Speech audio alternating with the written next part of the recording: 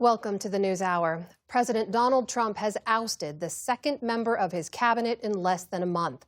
Attorney General Pam Bondi will be leaving her role after just 14 months on the job. In a post on his social media platform, the president said Bondi would be, quote, transitioning to a much-needed and important new job in the private sector. He did not specify the reason for her dismissal.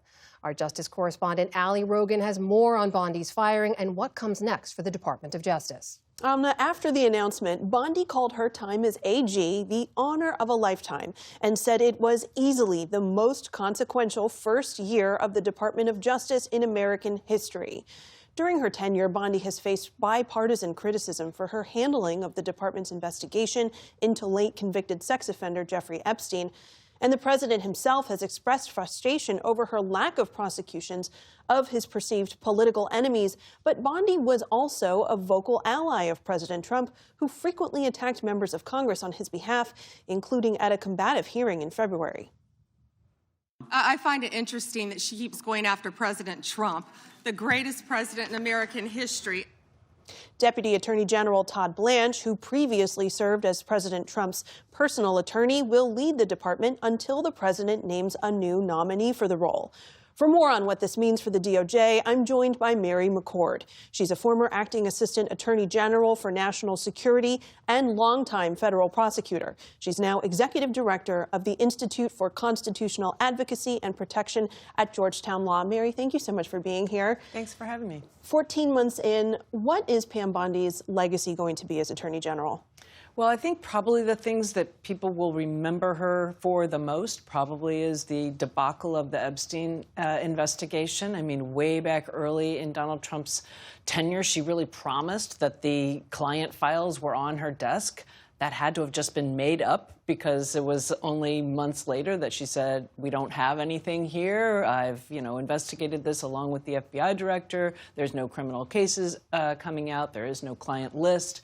And then, of course, we've seen what has happened since then. There are so many other things that she did that I feel like she should be remembered for. And these are mostly not good things at all, completely undermining the independence of the Department of Justice from the White House, saying famously in the Great Hall the first time she addressed the men and women of the department that she was so pleased to be working under the direction of the President of the United States. And that's really complete anathema to the prosecutors who in order to show the American people that justice is not being used for political purposes, want to keep that distance. Why do you think this is happening, and why now? Yeah, I have actually thought for some time that this was, going to happen, and it's getting in Donald Trump's mind about when he decides to do something is difficult to do. Certainly. It's usually tied to a news cycle or to try to distract from news, I think. And so, today it's not clear. He had a bad day in the Supreme Court yesterday with the birthright citizenship argument, which had really nothing to do with Pam Bondi, but still, perhaps he wants a distraction. Now, whether this is the kind of distraction he wants, I don't know. The Epstein matter, what this really will do is bring that back into the fore of discussion, even while people were starting to discuss other things, because, again, I think that's really one of the things she's most known for. We also know that President Trump was frustrated with her failure to successfully prosecute some of his political adversaries, James Comey, Tish James, to name a few. Some of the top names being circulated to replace her include current EPA Administrator Lee Zeldin, U.S. Attorney for Washington, D.C., Jeanine Pirro. Would any of these names have any more success in those prosecutions of political adversaries than Bondi did?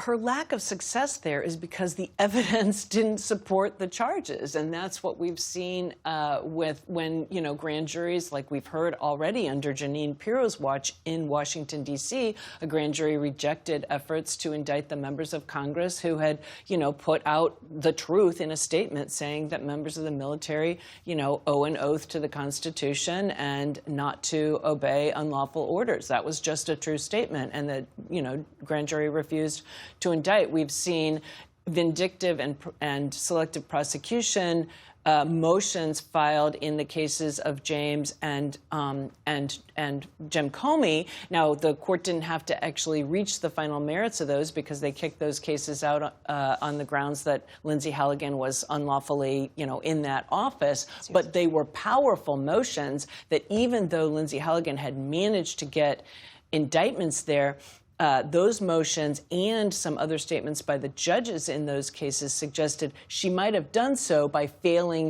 saying things to the grand jurors that she wasn't supposed to say. So the long and the short of the answer to your question is, a different person doesn't change whether there is a lack of evidence. And some of the suggested prosecutions are just really straining to find something to prosecute.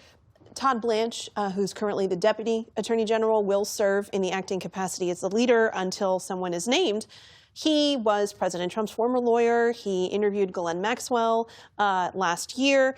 Epstein survivors who have criticized the DOJ's handling of this say it's not about Pam Bondi. It's about a system that has failed them repeatedly. So is Todd Blanche going to provide continuity here in terms of how the DOJ has handled it thus far? I mean, with respect to that case, I think he really made a mess of things when he did do that interview with Ghislaine Maxwell because he suggested that this was going to sort of come to some sort of conclusions. But what we've seen when you read the transcript of those interviews, as a former prosecutor, there's nothing about that interview that tracks with what prosecutors would normally do when they are interviewing somebody who is complicit in the crimes, right? And he was a former prosecutor, or was a prosecutor. He is a former prosecutor, so he does know better.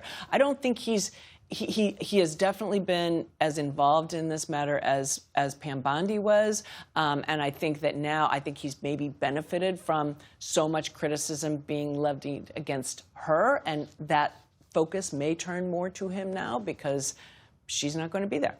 Mary McCord with Georgetown Law, thank you so much for your insights. My pleasure. Support journalism you trust. Support PBS News. Donate now, or even better, start a monthly contribution today.